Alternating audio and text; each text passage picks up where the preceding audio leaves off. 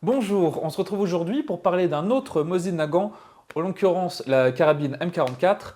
Celui-ci est un Mosin Nagant roumain, donc techniquement c'est un M53, mais j'ai profité de cette vidéo pour parler de l'ensemble de ces carabines. Mais avant de voir cet exemplaire de plus près, un grand merci à l'armurerie Commanderie de Navarre qui m'a confié ce Mosin Nagant et toujours un grand merci au soutien de la chaîne, que ce soit via Tipeee ou Player. D'ailleurs, je vous invite à les rejoindre grâce au lien en description. Le M44 n'est pas la première carabine qui s'appuie sur le Mosin Nagant, bien au contraire, car on avait au départ le modèle 1907, mais il n'a pas été autant produit que les carabines qui lui succéderont. Dans les années 1930, l'Union soviétique souhaite adopter une version raccourcie du Mosin Nagant afin d'équiper les soldats dont le rôle principal n'était pas le combat d'infanterie, par exemple les artilleurs, conducteurs de véhicules, etc. C'est ainsi que va naître le M38, qui est une version raccourcie du fusil d'infanterie. Et sur ce M38, le guidon est quasiment au bout du canon, ce qui lui interdisait d'utiliser la baïonnette des fusils classiques. Et on estime que c'est environ 3 millions de ces M38 qui vont être fabriqués majoritairement à l'arsenal d'Ijevsk, et ce jusqu'en 1945. Dans les années 40, l'URSS se rend compte que la taille de son fusil d'infanterie est problématique et on souhaite alors le remplacer par une version plus compacte, capable d'utiliser une baïonnette. On lance alors une série d'environ 50 000 carabines en 1943 pour faire des essais, et ces tests sont concluants, et alors on va lancer la production en masse, car ce sont plus de 7 millions de M44 qui vont être produits, et le gros de la production aura lieu entre 1944 et 1945. Mais on continuera de fabriquer des M44 après la guerre, mais évidemment pas autant que pendant la Seconde Guerre mondiale. D'autres pays que l'URSS vont également utiliser et fabriquer ces armes, mais j'y reviendrai un peu plus tard quand on va désormais regarder ces carabines d'un peu plus près et également faire un peu de tir avec. Au moment où, non pas que vous regardez, au moment où je filme, je suis toujours en rééducation donc je peux pas tirer debout avec, d'où le fait que je remercie mon assistant tireur. En effet, c'est plus... Avec le canon plus court, c'est quand même un peu plus violent que le 91-30. Tirer allongé doit pas forcément être très agréable. En fait, le truc c'est que j'arrive pas bien à le positionner sur l'épaule, c'est pour ça que ça appuie un peu. Mais je pense avec un petit amortisseur, ça fera l'affaire. Par contre, ouais, tirer 50 ou 100 cartouches de suite, je laisse la main.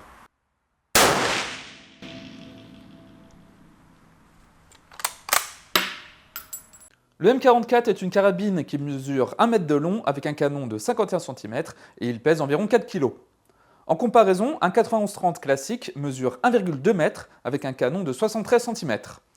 Au niveau du poids, c'est à peu près la même chose, soit 4 kg, car le M44, malgré son canon plus court, dispose d'une baïonnette qui reste attachée sur l'arme. D'ailleurs, si on veut déployer la baïonnette, c'est très simple. On tire dessus et on peut alors la faire pivoter. Comme on peut le voir, la baïonnette est cruciforme. Les organes de visée sont très classiques, avec un guidon qui est entièrement protégé et une hausse réglable jusqu'à 1000 mètres. L'alimentation de l'arme va se faire soit grâce à des lames chargeurs que l'on va insérer grâce à cette encoche, soit on peut mettre les cartouches en vrac. Et de même, si on veut retirer toutes les cartouches rapidement, on a un bouton en dessous qui va nous donner accès à l'élévateur. Comme sur beaucoup de Mosin Nagant, la détente a un ressenti qui n'est pas terrible. On a quasiment l'impression que c'est une détente double action. C'est extrêmement filant et on ne sait pas exactement quand le coup va partir. Le retrait de culasse est très simple. On ramène la culasse en arrière, on appuie sur la détente et on peut l'enlever. Donc on a une culasse classique des Mosin Nagant avec nos tenons de verrouillage en avant, notre extracteur qui est ici, qu'on peut voir dépasser. Malheureusement, je ne vais pas démonter entièrement cette culasse. C'est pas que je ne veux pas, mais ce sera l'occasion d'une autre vidéo, car comme vous l'avez vu ou vous le verrez, je n'ai pas encore retrouvé la fonctionnalité totale de ma main gauche, donc je ne peux pas trop forcer dessus pour la démonter. Mais bon, vous en ferez une vidéo de démontage complet d'une classe de Mosin Nagant dans le futur, c'est promis. Les M44 sont des armes très intéressantes car elles devaient remplacer les 91-30, mais évidemment les SKS puis les AK vont rendre ces armes obsolètes. La Pologne va également produire sa version désignée WZ-44 et une version d'entraînement en 22 long rifle avec le WZ-48. La Hongrie produira la carabine 48M qui est sa version du M44 ainsi que la Chine avec le type 53 et on a aussi la Roumanie avec le M53 donc, qui est ce modèle et ce M53 est peut-être la version entre guillemets la plus rare car on estime que c'est environ 70 000 exemplaires qui ont été produits. Ces carabines ont été énormément exportées en Asie, en Afrique, en Amérique du Sud et je ne serais pas surpris que l'on trouve encore aujourd'hui des M44 lors des différents conflits actuels.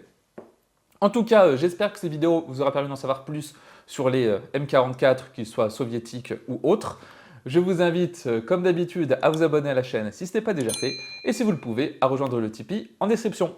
Sur ce, on se dit à bientôt pour une prochaine vidéo.